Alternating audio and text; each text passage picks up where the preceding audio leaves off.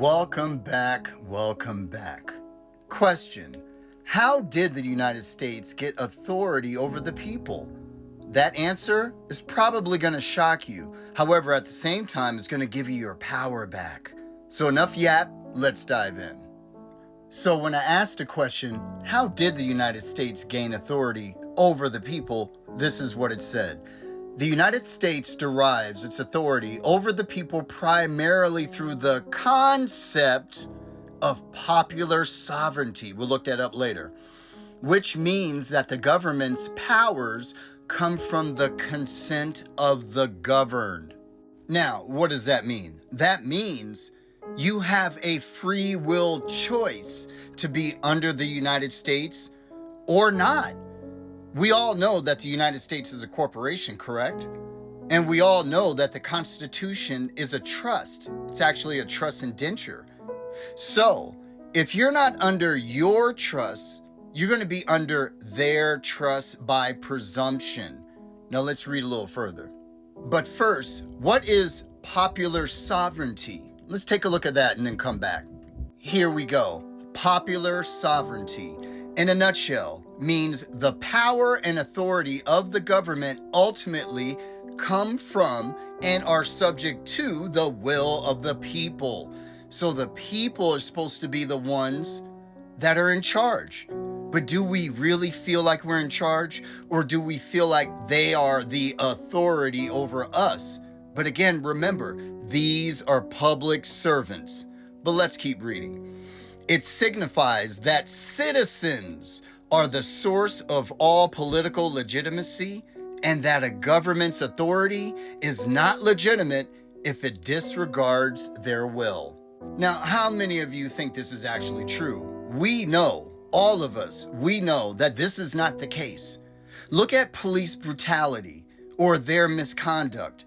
Look at administrative courts. What are they doing against administrative courts, even though these are lower courts?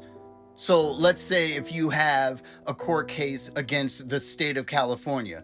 Well, that state of California plaintiff cannot take you to their own courts. They must, I repeat, must go to an Article 3 court per Article 3 of their Constitution.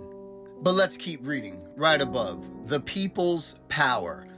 Popular sovereignty asserts that the people, not a king, dictator, or elite group, are the ultimate source of political power. But we don't even vote on any of these laws, right? We know that presidents are not elected, but selected. We know that instead of voting for a president, you might as well vote for the House or the Congress, but does that vote even count?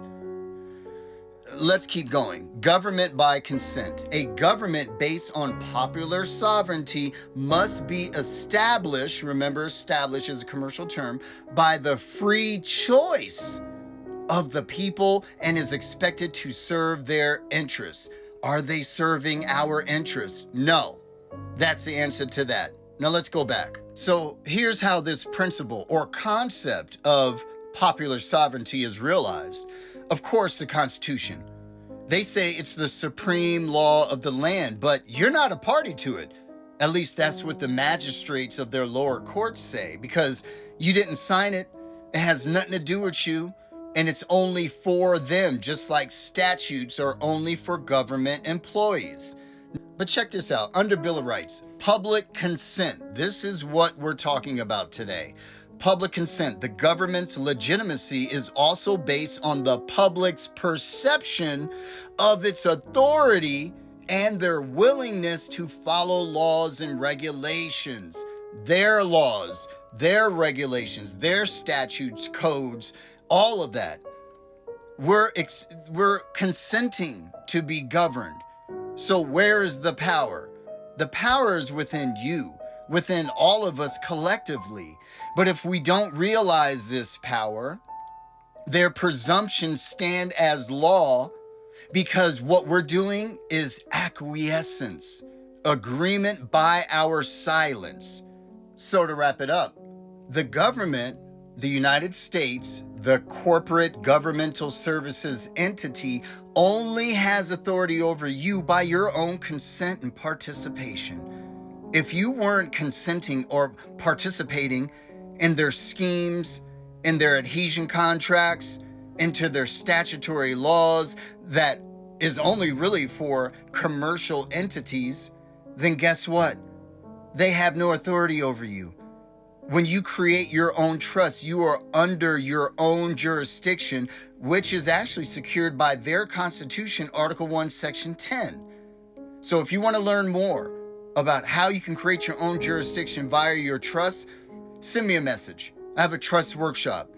I'm doing Zoom sessions every other Sunday because there's a plethora of recorded information and documents and templates that you can use to learn how to create your own trust, or you can hire me to create your trust for you.